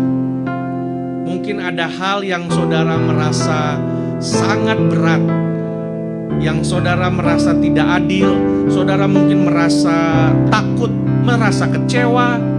Tapi saat ini saudara, mari kita tinggal di dalam kedamaian daripada Tuhan. Mari kita tata lagi hati kita supaya damainya Tuhan yang memerintah, saudara. Bukan berarti tidak ada masalah, tetapi ada sebuah kekuatan yang menolong saudara melalui setiap permasalahan saudara. Saudara dilindungi Tuhan di tengah-tengah badai dalam hidup saudara. Ada banyak orang mengalami pergumulan hidup saudara. Tapi apabila kita tinggal di dalam damainya Tuhan, maka kita akan mengalami penyertaan Tuhan sampai pada akhir hidup kita. Dan dari situ saudara, mari kita buka hati kita untuk menerima Kristus dalam hati kita. Kita berdoa saudara. Saat ini kami datang kepada Engkau, Sang Raja Damai. Kami datang kepada damai itu sendiri. Kami tahu hidup kami banyak sekali hal yang bergejolak, banyak sekali hal yang menuntut perhatian kami, banyak sekali hal yang menarik energi kami kiri dan kanan, atas dan bawah. Dan di dalam semua itu Tuhan, kami harus mengakui kalau kami telah gagal dalam mencapai kedamaian. Karena mungkin kami hanya mengukur kedamaian atau mengetahui kedamaian apabila kami sudah mempunyai uang, sudah berhasil, sudah memiliki ini dan itu, baru mungkin kami menemukan kedamaian. Tapi pada hari ini kami mendengar firman Tuhan bahwa kedamaian adalah sebuah hal yang dihasilkan apabila kita berdamai dengan Tuhan. Sebuah hal yang dihasilkan apabila kita membuka hati dan menerima Kristus dalam hidup kita. Kedamaian tidak dapat dimiliki pada saat kita punya uang, kita kaya, berhasil, memiliki segala sesuatu. Karena banyak orang yang berhasil pun dapat bunuh diri.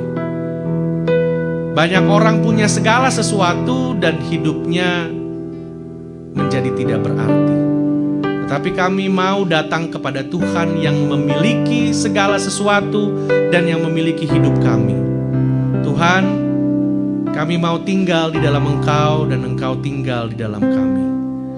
Dan biarlah damai itu bisa diproduksi dan dihasilkan di dalam hati kami.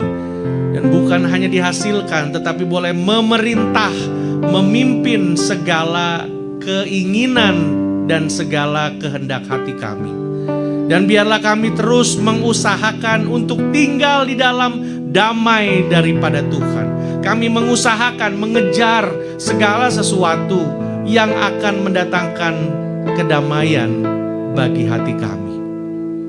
Dan kami tahu untuk mendapatkan semua itu ada harga yang harus dibayar. Dan kami tahu Tuhan, kedamaian hanya dihasilkan oleh orang-orang yang sungguh-sungguh menggantungkan hidupnya kepada Engkau. Dan pada hari ini Tuhan, hamba berdoa buat semua pemirsa, semua jemaat Tuhan, orang-orang yang mendengar pemberitaan firman Tuhan saat ini, yang sedang bergumul di dalam keluarga mereka, bergumul tentang pekerjaan, tentang apapun yang menjadi masalah mereka. Mereka yang mungkin kecewa, mereka yang lelah, mereka yang menjadi lesu, mereka yang patah semangat, mereka yang takut, khawatir, mereka yang kehilangan kedamaian, mereka yang mengalami banyak tekanan di dalam pekerjaan, dalam keluarga, dan di dalam segala situasi hidup mereka, perjalanan hidup mereka yang saat-saat ini mereka sedang hadapi. Hamba berdoa di dalam nama Yesus, mereka akan menemukan kedamaian. Mereka akan berdamai dengan Tuhan dan berdamai dengan diri mereka sendiri. Mereka akan hidup di dalam kedamaian. Karena Tuhan, apabila kita memilih hidup di dalam Kristus, Kristus sudah mengalahkan dunia ini. Maka orang-orang yang lahir dari Tuhan akan mengalahkan dunia. Karena roh yang ada di dalam kami lebih besar dari segala roh yang ada di muka bumi ini. Dan kami percaya Tuhan, kami mempunyai mental dan karakter pemenang. Karena Kristus sudah menang mengatasi dosa dan mengatasi dunia ini. Dan pada saat ini Tuhan, kami akan hidup di dalam kemenangan. Pada saat kami hidup di dalam kedamaian, kami akan hidup di dalam kemenangan. Ada jaminan yang datang daripada Tuhan. Terima kasih Tuhan Yesus, terima kasih Bapa. Pada saat ini, hamba percaya Tuhan, firman-Mu sudah diberitakan. Dan Roh Kudus akan melakukan tugasnya untuk berkata-kata, untuk mengajar kepada kami. Dan memperingatkan selalu akan firman Tuhan dalam hati kami. Terima kasih Tuhan Yesus. Kami berdoa, kami mengucap syukur di dalam nama Tuhan Yesus Kristus. Haleluya. Amin. Puji nama Tuhan Bapak Ibu Saudara. Pada sore ini kita bersyukur atas kesempatan yang masih Tuhan berikan bagi kita semua. Dan doa saya biarlah senantiasa saudara ada dalam penyertaan Tuhan dan dalam kemurahan anugerah-Nya. Nah, sesudah ini kita akan sama-sama mendengarkan beberapa pengumuman dan hal-hal yang penting untuk diketahui. Dan biarlah kita sama-sama membuka hati kita untuk mendengarkan pengumuman yang akan dibawakan oleh Pak Samuel Gosal. Waktu dan tempat saya persilakan. Puji nama Tuhan, saudara.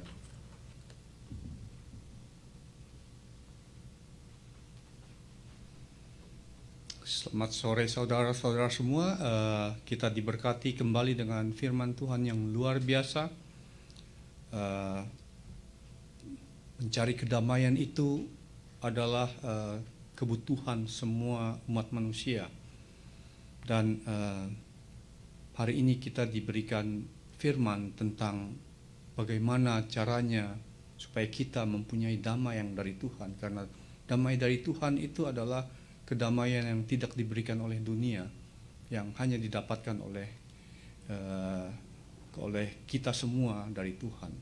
Banyak kedamaian-kedamaian yang diberikan dunia yang sifatnya itu sementara. Dan pada saat-saat yang dimana kita berada di dalam masa pandemik ini, kalau kita lihat news setiap hari, orang yang bunuh diri itu presentasinya meningkat, yang drug addicts meningkat, semuanya yang berusaha mencari kedamaian, mencari ketentraman. Ketentraman itu kalau saya terjemahkan dalam bahasa Inggris itu sound mind. Nggak ada yang mempunyai sound mind. Semuanya tuh seperti dalam kehidupan yang panik, yang dokter-dokter, ilmuwan-ilmuwan semuanya saling memberikan ilmunya mereka, pendapat mereka, tapi semuanya salah, berubah. Setiap minggu, setiap waktu kita melihat berita, informasi yang mereka berikan berubah.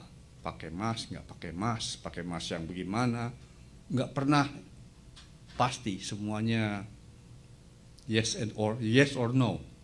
Jadinya banyak pendapat-pendapat yang saling bertentangan. Sesama ilmuwan aja saling bertentangan.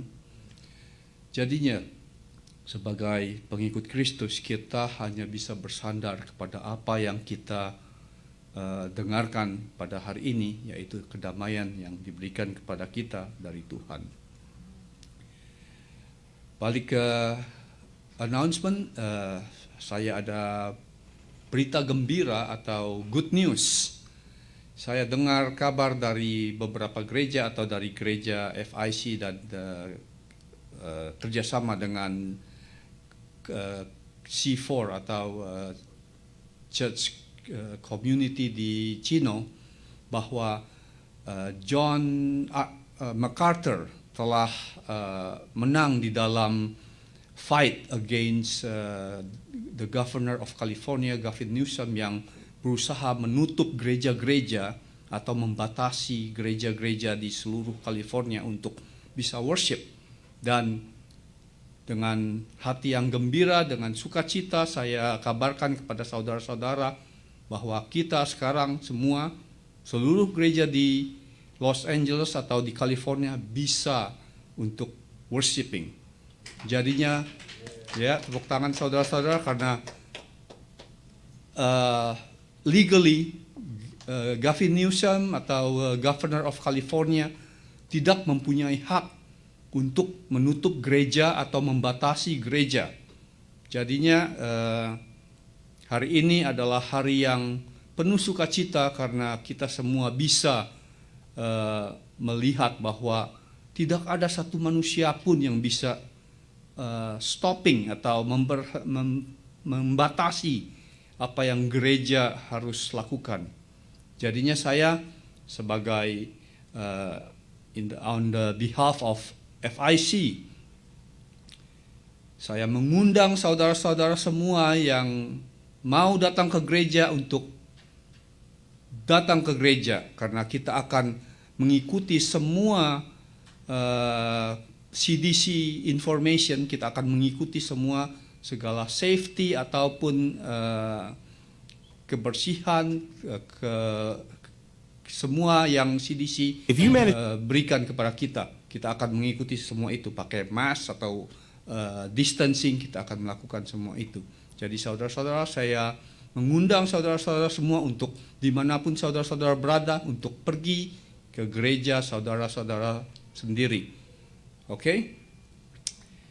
Dan juga untuk kalau saudara-saudara bisa melihat di screen saudara-saudara, itu ada announcement atau berita tentang kemenangan dari John MacArthur. yang claim victory lawsuit against Governor of California.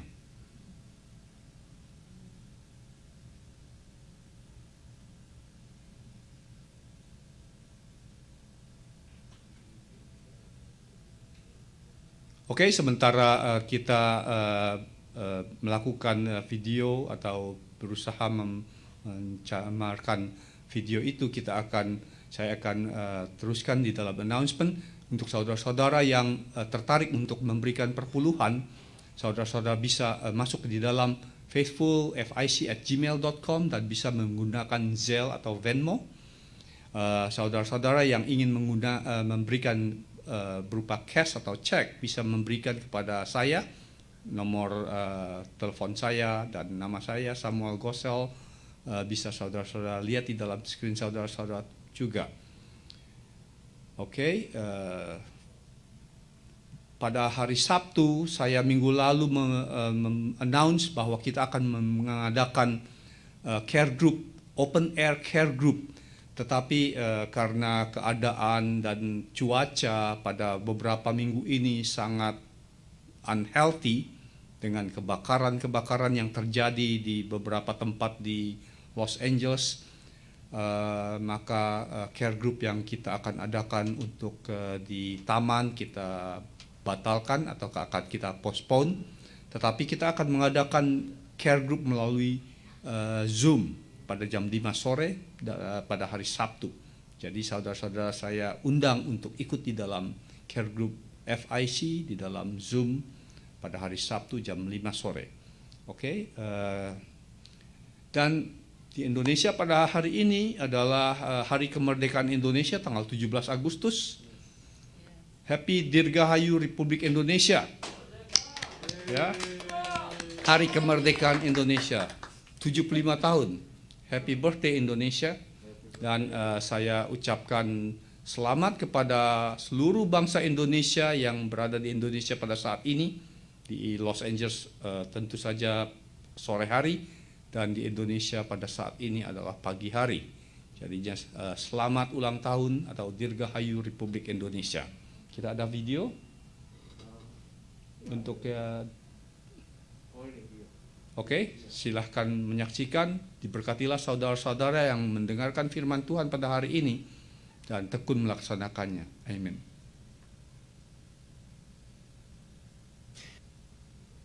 I don't know if there has ever been a time when our nation and the world needed a miracle more than we do right now. Conquer fear, find hope, and be encouraged. Get Do You Need a Miracle? Yours when you become a CBN partner. Available now. Jenna Ellis is special counsel on the case, and she joins us now. Welcome, Jenna. Thank you so much for having me. How significant is it that a church like Grace Community and Pastor MacArthur are bringing this suit? I think it's very significant, and it's finally a bold church leader taking a stand and being on the side of the U.S. Constitution and also the state of California's Constitution, which protect and preserve freedom of speech, freedom of assembly, and free exercise of religion. And so to stand up and say, sorry, California, you don't have the power to infringe upon religious liberty in this manner. You're not only have arbitrary and capricious mandates and regulations, but they're specifically targeting churches, that they aren't targeting other groups in the same way. So, for example, the state of California allowed a lot of the riots in the wake of the George Floyd protests, and they didn't do anything to stop or even regulate those protests. And yet they're going to require a church to close its doors. So we are asking the state of California, and specifically Los Angeles County, to have to answer for why they are targeting Grace Community Church. Why is winning this case so important in the culture wars of today? It's so important because we live in a society still here in America that our founding fathers recognized that the rights that we have are fundamental, they are God-given, and that's unique throughout world history. And our Constitution obligates our government to preserve and protect those rights. And so to stand up for religious liberty and to make sure that the government knows that it is obligated to preserve and protect those rights is extremely critical. And so some people who have criticized Pastor Pastor MacArthur and said, why are you drawing the line here? Well, I would give them the analogy of like, a burning building. You don't wait until the entire thing is engulfed in flames. You put out the fires where they begin so that you can make sure to preserve the integrity of the entire structure. That's what we're doing here with preserving the integrity of the structure of our American government. Jenna, what's next with the case, and what do you see happening moving forward as churches fight for their freedom to worship amid all these regulations? Well, we are hoping that the judge and the court will side with us and recognize the constitutionally protected rights of churches to enjoy the freedom of worship and the free exercise of religion. But just earlier today, LA County, through their private counsel, sent us a notice that the county is going to try to go to court tomorrow morning to get a temporary restraining order against Pastor MacArthur and the church from opening their service to indoor worship or even outside worship unless they comply with these ridiculous onerous restrictions. So we're going to be fighting that battle as well. And it's my hope that we will prevail and that the judicial branch will recognize the rights that are fundamental to the church. Okay, Jenna Ellis, special counsel on this case. Thanks for your time, Jenna. Thanks so much, Mark. Iya, puji Tuhan, Bapak Ibu Saudara. Sebagaimana tadi kita sudah melihat bahwa di dalam semua ini. Joining us now to discuss this further is healthcare logistics expert Dr. Larry Kaplan, and a pleasure to have you with us today, Dr. Kaplan. Yes, di dalam semua ini Tuhan masih mengendalikan segala sesuatu. God still in control.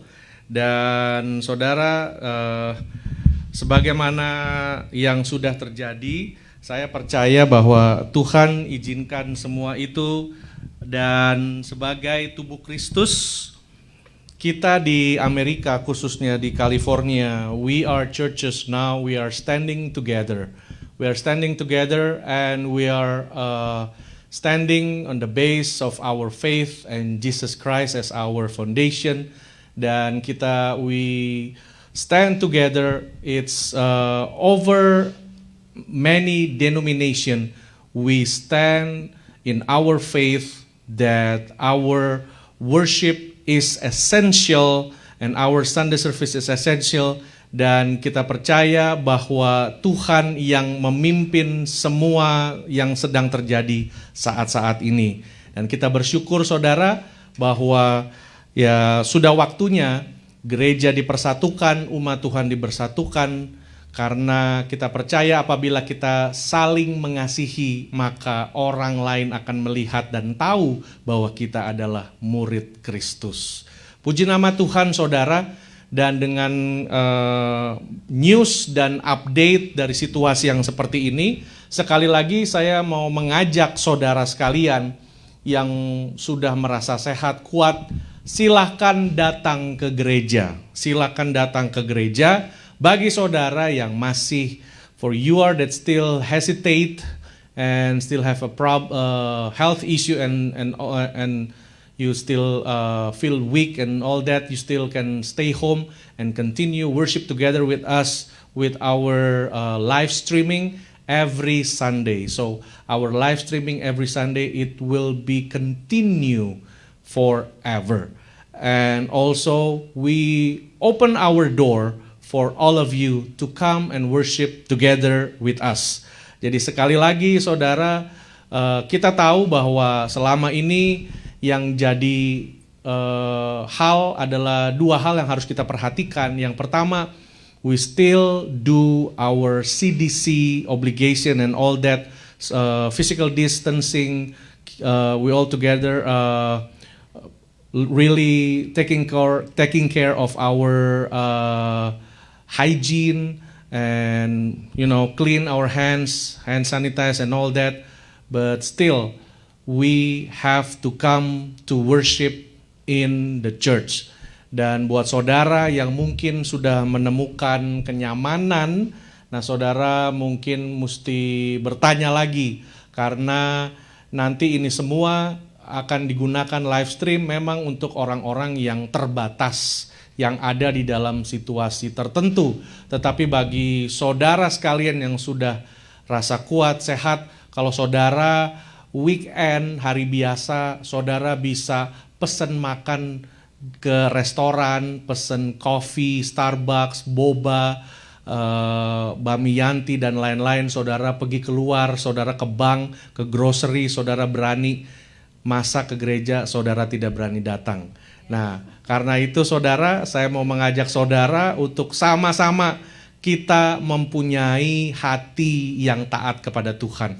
Kita pergi ke gereja tetap hati-hati, put mask dan dengan segala macam jarak dan ketentuan.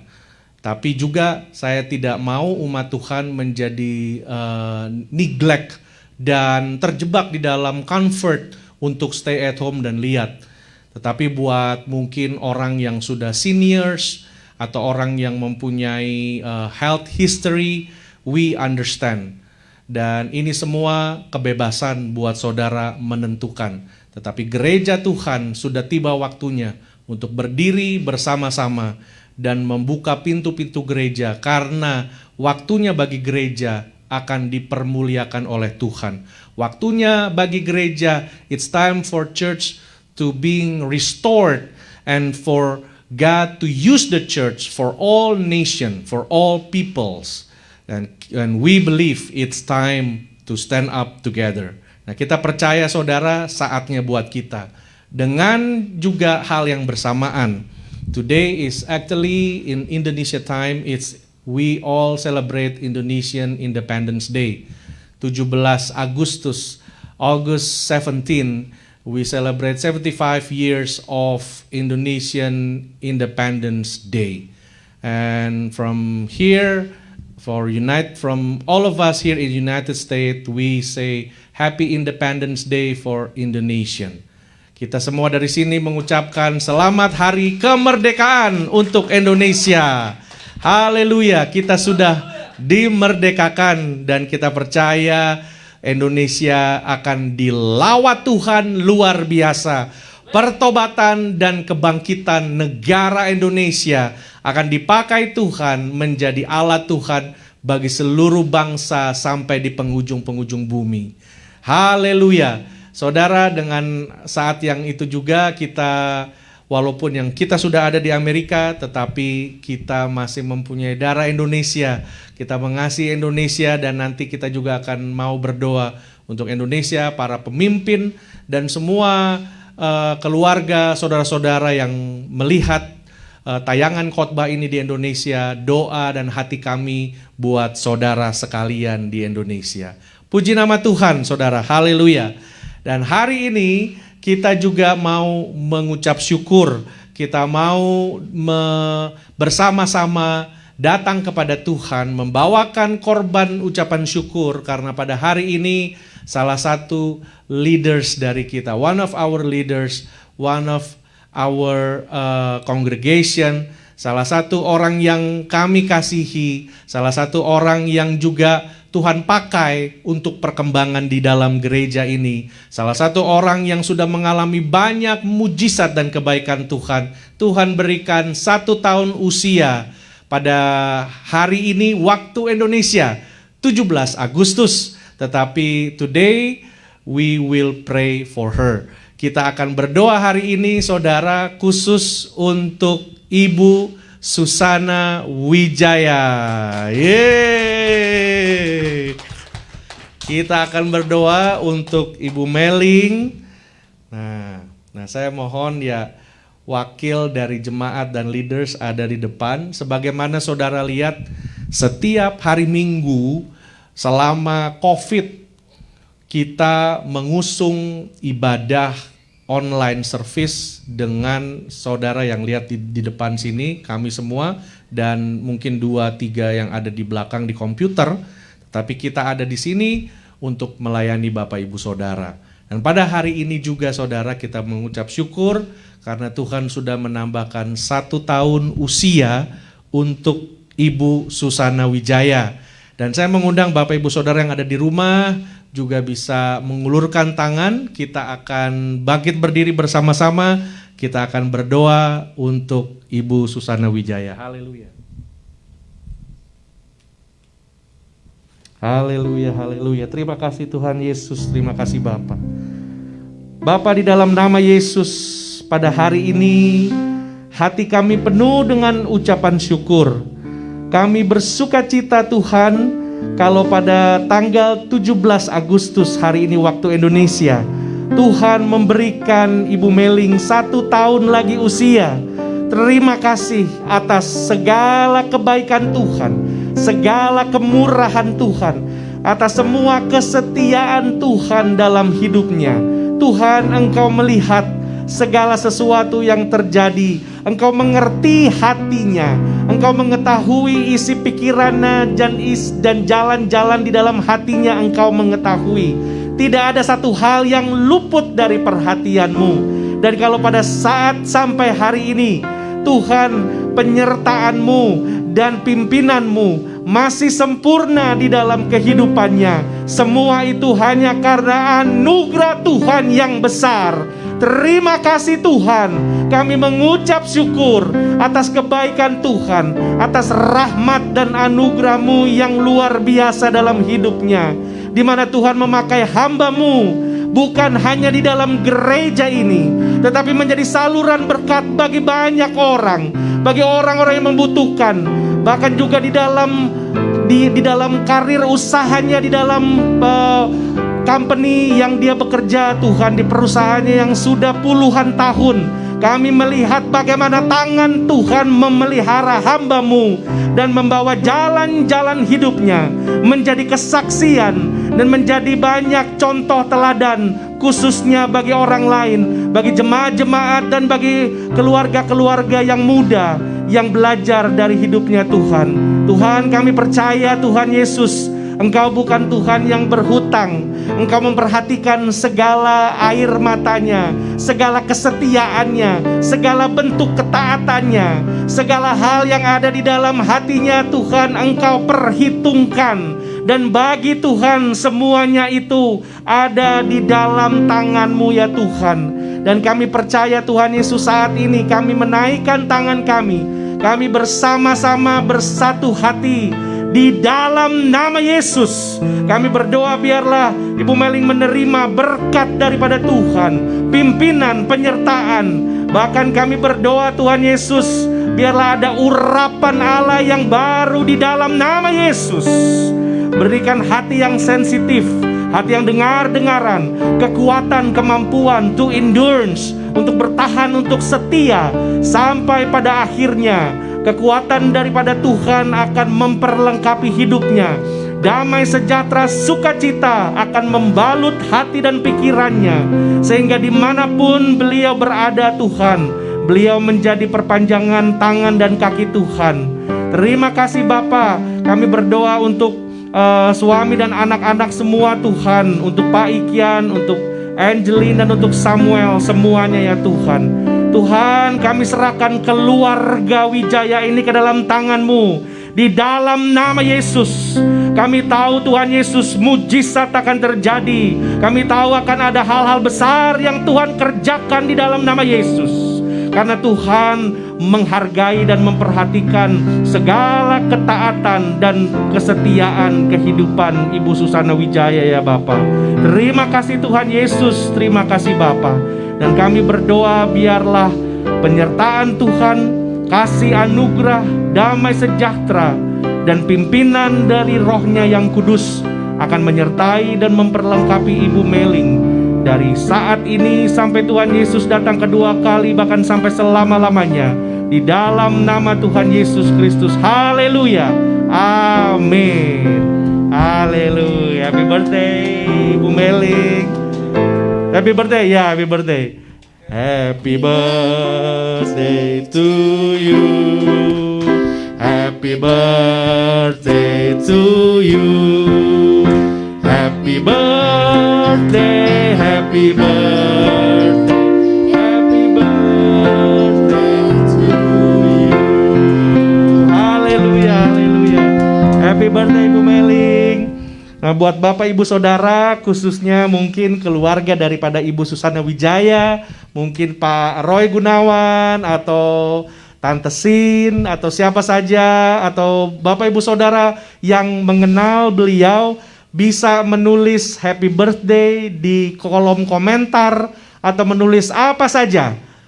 yang selama kata-katanya memberkati kita semua. Jadi di dalam Facebook ini saudara bisa silahkan ketik di kolom komentar happy birthday atau God bless you, atau saudara ketik apa saja, atau saudara diberkati firman Tuhan, silahkan, atau saudara memberikan semangat bagi kami yang ada di sini, silahkan. Tuhan Yesus memberkati. Baik Bapak Ibu Saudara, kami bersyukur kalau hari ini juga sudah Tuhan berikan kepada kami. Bersyukur buat semua para pelayan-pelayan Tuhan yang dengan taat dan setia masih bekerja keras mempersiapkan semua ini saudara yang kita tayangkan. Diperlukan juga kesetiaan dan ketaatan untuk mempersiapkan semua ini. Kami mengucapkan banyak terima kasih dan kami percaya jerih lelah kita tidak sia-sia di hadapan Tuhan. Kita melayani Tuhan Yesus Sang Kepala Gereja. Dan sama-sama kita melayani Tuhan. Terima kasih buat tim Praise and Worship, untuk tim musik semuanya, Ibu Peggy, Pak Yos yang ada di sana, Ibu Alida, Ibu Tini, dan Ibu Afifa yang tadi sudah bersama-sama. Saya juga bisa mengundang ke depan kalau tadi ada. Kita akan tutup ibadah dan kita akan nyanyikan Kami Memuji Kebesaran-Mu. Haleluya. Terima kasih Bapak Ibu Saudara. Dan sambil kita mempersiapkan untuk menyanyi, kami atas nama gereja mengucapkan banyak terima kasih kepada semua perhatian dari Bapak Ibu Saudara, subscribe dari channel YouTube. Terima kasih atas pemberian persembahan, perpuluhan, ucapan syukur, baik itu melalui online giving atau melalui cash atau cek. Kami mengucap syukur, puji nama Tuhan. Sekali lagi silakan tulis di kolom komentar happy birthday untuk Ibu Susana Wijaya, atau ketik apa saja di kolom komentar apabila saudara merasa diberkati Tuhan. Puji nama Tuhan. Kami memuji kebesaran-Mu Tuhan. Kami memuji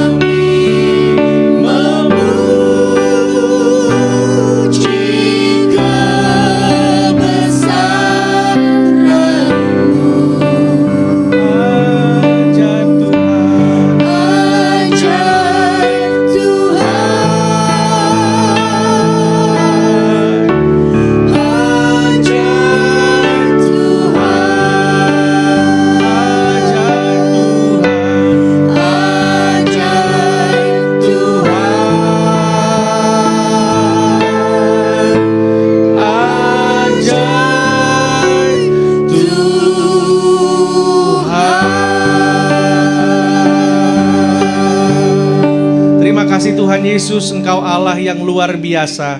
Kami mengucap syukur atas segala kebaikan-Mu ya Bapa. Dan kami mengangkat tangan kami menerima berkat daripada Tuhan. Diberkatilah Engkau, kekasih-kekasih Kristus. Tuhan menyinari Engkau dengan wajah-Nya. Kasih anugerah-Nya yang ajaib akan memberkati Engkau. Diberkatilah Engkau di dalam keluarga rumah tanggamu. Diberkatilah Engkau di dalam ladangmu, di dalam pekerjaan, usaha, bisnis, dan sekolahmu. Dan biarlah berkat Abraham, Ishak, dan Yakub akan membuat engkau naik dan bukan turun, menjadi kepala dan bukan ekor. Dan biarlah pimpinan dan penyertaan di dalam Roh-Nya yang kudus akan memperlengkapi dan menyertai hidup kita semua. Dari sore malam hari ini sampai Yesus Kristus datang kedua kali Maranatha.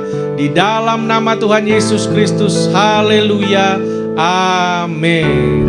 Puji nama Tuhan saudara, selamat hari Minggu, selamat hari kemerdekaan Indonesia, dan selamat congratulations. We are so happy for the update of the win from Pastor John MacArthur over Governor of California, and we give God all the praise. Terima kasih Bapak Ibu Saudara, Tuhan Yesus memberkati. Selamat hari Minggu, haleluya.